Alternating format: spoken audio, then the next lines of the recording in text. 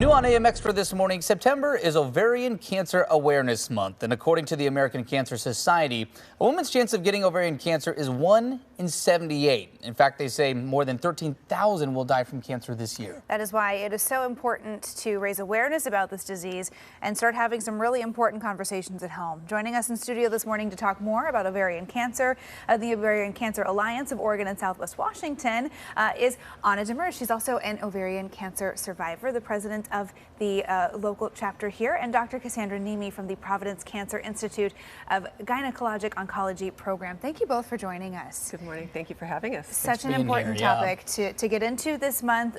Dr. Nemi, I want to start by just talking about what exactly ovarian cancer is and what are some of the risk factors. So ovarian cancer is a growth that it turns into cancer, and it's from the ovaries. And the ovaries are tiny organs that are near the uterus that make eggs, and they make the female hormones estrogen and progesterone.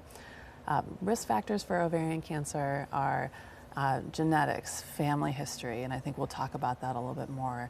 But also age, things like endometriosis can slightly increase your risk.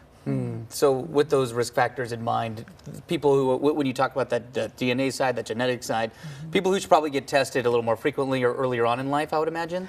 Yeah, so it's really important for everyone to know their family history of cancer and for you to share that with your healthcare provider.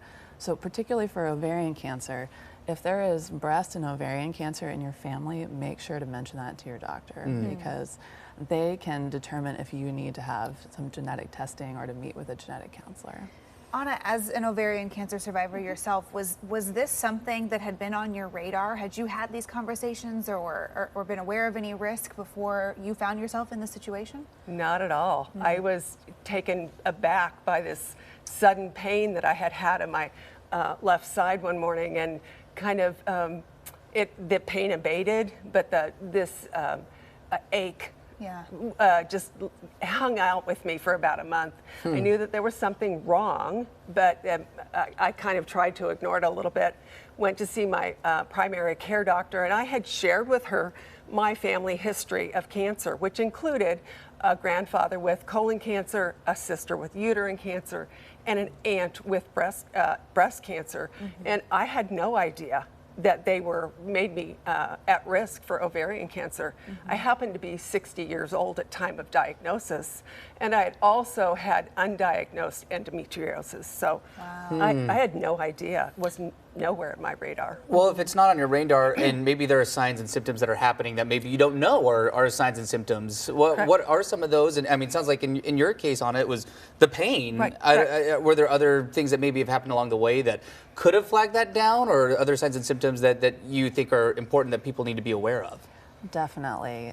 Ovarian cancer is sometimes called a silent killer, but we really want folks to know that it's often not silent. So the symptoms to look for are pain in your abdomen and your lower pelvis, difficulty peeing, difficulty with bowel movements, feeling full, not being able to eat a full meal, any other kind of nausea or just changes in your belly. If they're happening more than half of a month and they are not something that's normal for you, don't have a good explanation, you need to talk to your doctor. I think a lot of people think, oh, I'm in menopause, it's normal to have belly symptoms. And we really want folks to make sure they talk with their health care. I mean, how many times do women chalk up pain to just like something and we don't know what's going on and we got too many things on the to-do list today to worry about it? So you were nodding your head to that. Is that something that you know, is that a common feeling? Just thinking like, hey, this is something else, and that's what happened with you? Oh, absolutely. You know, I was postmenopausal, and I thought, my gosh, this is just my postmenopausal body, and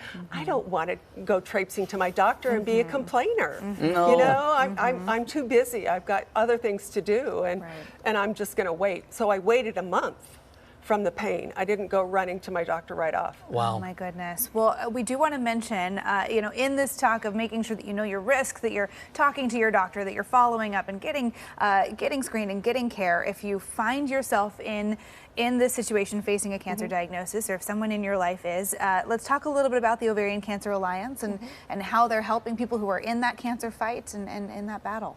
Thank you. We have so many wonderful resources because it is a very lonely disease.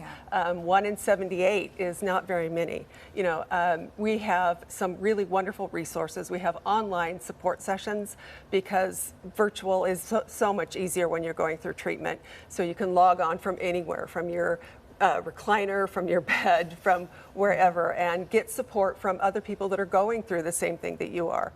We have education sessions the same way. So, you know, if you, everything from meditation to clinical trials, so how to get into clinical trials. We also have curated chemo care kits. So, because going through chemotherapy is not an easy thing. So we've got lovely comfy blankets and water bottles. We also have here for you financial grants. Going through chemo is not cheap. No. And if you're on the cusp of financial problems anyway, you know, going through cancer is difficult. It's a lot. So many wonderful resources. Unfortunately, we're out of time. Yeah, No, you're totally it's fine. a This is conversation that's important. so important, so we hope you'll continue it at home. Thank you both for joining us, and we're going to have a link to more resources on coin.com. We'll be right back.